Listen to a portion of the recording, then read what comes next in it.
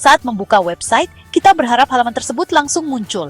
Teks, gambar, tombol, dan animasi bekerja sama dengan mulus. Namun, pernahkah kita bertanya-tanya bagaimana pengalaman visual tersebut tercipta dari rangkaian HTML, CSS, dan JavaScript? Proses yang memungkinkan hal ini disebut rendering. Dalam pengembangan web, rendering mendefinisikan bagaimana konten dihasilkan dan ditampilkan di browser. Bukan hanya tentang visual, tetapi rendering juga memengaruhi performa, pengalaman pengguna, SEO, dan skalabilitas. Memahami rendering sangat penting bagi developer yang ingin membangun aplikasi web yang cepat, andal, dan menarik. Di sini kami akan membahas apa itu rendering, cara kerjanya di balik layar, dan berbagai strategi rendering yang digunakan dalam pengembangan web modern. Apa itu rendering dalam pengembangan web? Pada dasarnya, rendering adalah proses mengubah kode menjadi antarmuka visual yang dapat berinteraksi dengan pengguna. Saat browser memuat halaman web, browser tersebut mengambil struktur HTML, menerapkan CSS untuk penataan gaya, dan mengeksekusi JavaScript untuk menciptakan perilaku dinamis. Transformasi dari kode menjadi visual ini terjadi melalui mesin rendering, seperti Blink di Chrome, WebKit di Safari, atau Gecko di Firefox. Rendering dapat terjadi di berbagai lingkungan, tergantung pada bagaimana website atau aplikasi dibangun.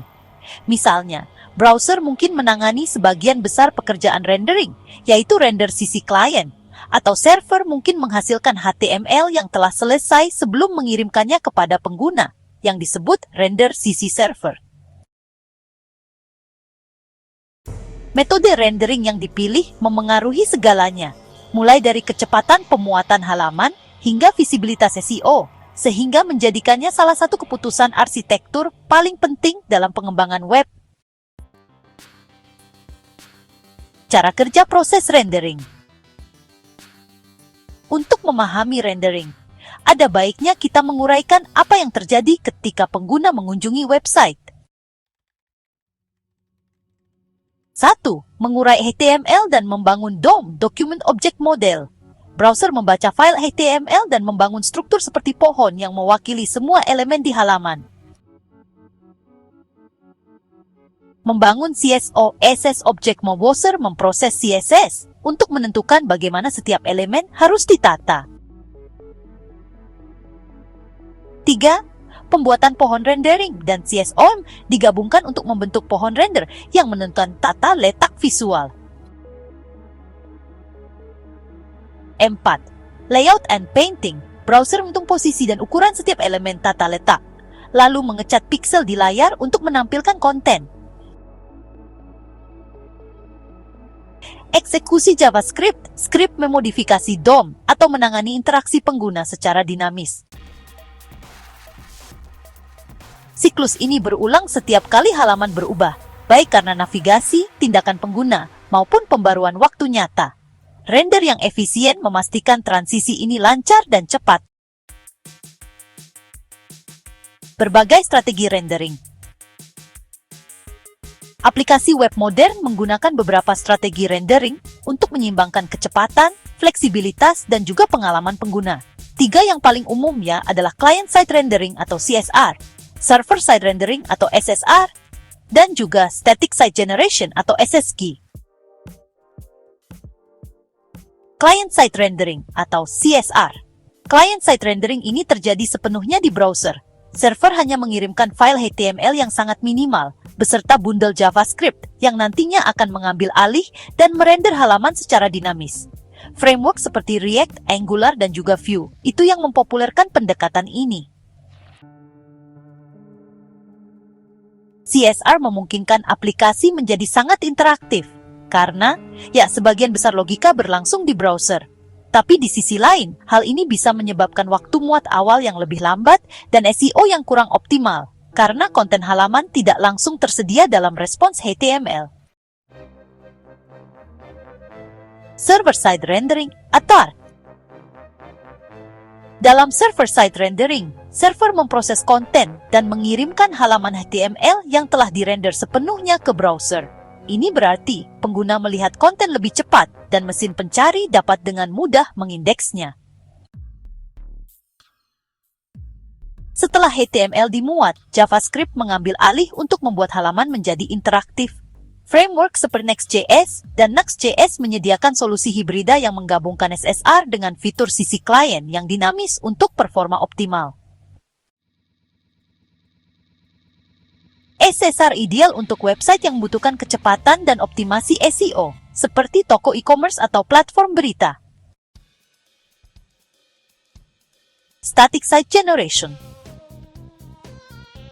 Static Site Generation atau SSG melakukan prarender halaman pada waktu pembuatan, menghasilkan file HTML statis yang langsung disajikan kepada pengguna. Karena halaman-halaman ini sudah dirender, halaman-halaman tersebut dimuat dengan sangat cepat dan dapat didistribusikan melalui Content Delivery Network atau CDN. Alat-alat seperti Gatsby Hugo dan Jekyll menggunakan SSG untuk membuat website yang ringan dan berkinerja tinggi. Namun, pendekatan ini kurang cocok untuk konten yang sering berubah, kecuali dikombinasikan dengan teknologi seperti Incremental Static Regeneration atau ISR, yang memungkinkan rendering ulang halaman secara selektif. Kebangkitan hybrid rendering. Seiring berkembangnya aplikasi web, strategi rendering pun turut berkembang. Banyak framework modern kini mendukung hybrid rendering yang menggabungkan beberapa teknik dalam satu proyek. Misalnya, beranda blog mungkin menggunakan rendering statis untuk performa, sementara dashboard adminnya mengandalkan rendering sisi klien untuk interaktivitas. Hybrid rendering memungkinkan developer untuk menyesuaikan strategi mereka dengan kebutuhan setiap halaman, sehingga menyeimbangkan performa dan fleksibilitas.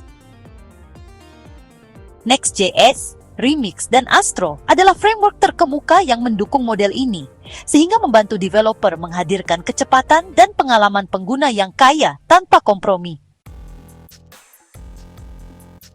Mengapa rendering penting untuk performa dan SEO? Rendering berdampak langsung pada dua aspek penting pengembangan web, yaitu performa dan SEO. Situs yang dirender dengan baik meningkatkan pengalaman pengguna dengan mengurangi time to interactive atau TTI dan First Contentful Paint atau FCP, yang keduanya berkontribusi pada Core Web Vitals, metrik utama yang digunakan Google untuk menilai performa situs. SSA dan SSG seringkali lebih ramah SEO karena menyediakan HTML yang dirender sepenuhnya. Sementara CSR mungkin memerlukan pengoptimalan tambahan seperti prarender atau hidrasi sisi server untuk mencapai hasil yang serupa. Memilih strategi rendering yang tepat.